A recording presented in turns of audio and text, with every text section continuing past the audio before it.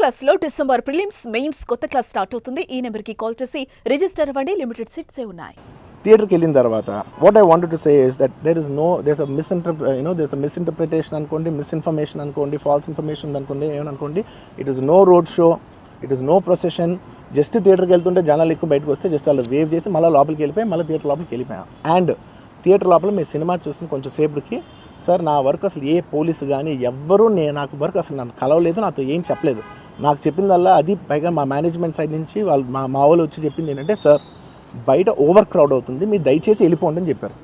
వాళ్ళ పోలీసు వాళ్ళందరూ బయట చాలామందికి ప్రాబ్లం అవుతుంది సార్, ఓవర్ క్రౌడ్ అవుతుంది, మీరు వెళ్ళిపోండి అంటే నేను వెళ్ళిపోయా.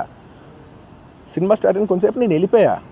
నేను మా వైఫ్ అందరూ మేము బయటకు వచ్చాము అంతే. నాకు అసలు ఆ తర్వాత నెక్స్ట్ డే నాకు తెలిసింది ఒక లేడీ ఇలా ఉందంట, కళ్ళు తిరిగి పడిపోయిందంట, ఆ తర్వాత ఆవిడ పాపం చనిపోయిందంట, ఇలా ఒక కిడ్ ఉన్నాడు అంటే నేను షాక్లో గురయ్యా.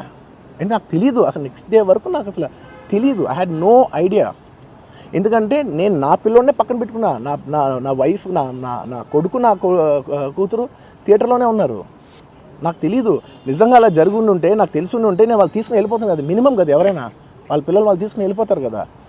నాకు తెలియని కూడా తెలియదు. సరే పిల్లలు వాళ్ళు చూసుకుంటారు, మనం వెళ్ళిపోతే క్రౌడ్ క్లియర్ అయిపోతే, ప్రాబ్లమ్ సాల్వ్ అయిపోతే నేను వదిలేసి వెళ్ళిపోయా. అలాంటిది నాకు తెలిసి కూడా నేను సినిమా చూస్తూ ఉన్నాను, ఇలాంటి ఫాల్స్ అలిగేషన్స్ వస్తే చాలా బాధ వేస్తుంది. పిల్లలు ఉన్నారు సార్, పిల్లలు వదిలేసి వెళ్ళిపోతాను నేను. నా పిల్లలు అంటే ఎంత ఇష్టం తెలుసు, ఎవరైనా ఉంటారు కదా, తీసుకుని వెళ్ళిపోతారు కదా. అలాంటి నాకు క్లూ కూడా లేదు.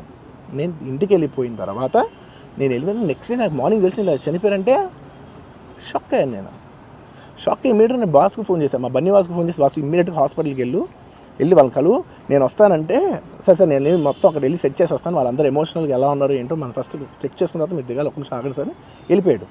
వెళ్ళిపోయిన తర్వాత వాసు నేను వస్తానంటే, సార్ మీరు రావద్దు ప్లీజ్, దయచేసి మీరు హాస్పిటల్ రావద్దు, ఇక్కడికి గందరగోళం అయిపోతుంది, నిన్న నైట్ మీరు థియేటర్కి వెళ్ళారు, ఇష్యూ అయింది, చాలా ప్రాబ్లం అయింది, ఇప్పుడు మీరు హాస్పిటల్కి వచ్చి మళ్ళీ ప్రాబ్లం అయితే మాత్రం సార్ చాలా ప్రాబ్లం అవుతుంది సార్, నేనే వాళ్ళని కొంచెం వాళ్ళ రిచువల్స్ అవన్నీ అయిపోయిన తర్వాత మీ దగ్గర తీసుకొస్తానని చెప్పాడు. ఓకే అని వెయిట్ చేసేసరికి ఇమీడియట్గా ఏం చెప్పారు, సార్ ఏమనుకోవద్దు, వాళ్ళు మీ మీద కేసు ఫైల్ చేశారు, ఇప్పుడు మీరు వాళ్ళు కలవడానికి లేదంటే నేను మా లీగల్ టీం అదేం పర్లేదు వాసు నేను వచ్చేస్తాను. నేను కొంచెం మూర్ఖంగా మాట్లాడుతుంటే, సార్ మా లీగల్ టీం చాలా స్ట్రిక్ట్గా చెప్పింది, sir they filed the case on you, మీరు ఇప్పుడు వెళ్తే legally it is not right thing to do, please don't go అని చెప్తే అప్పుడు ఆగాల్సి వచ్చింది.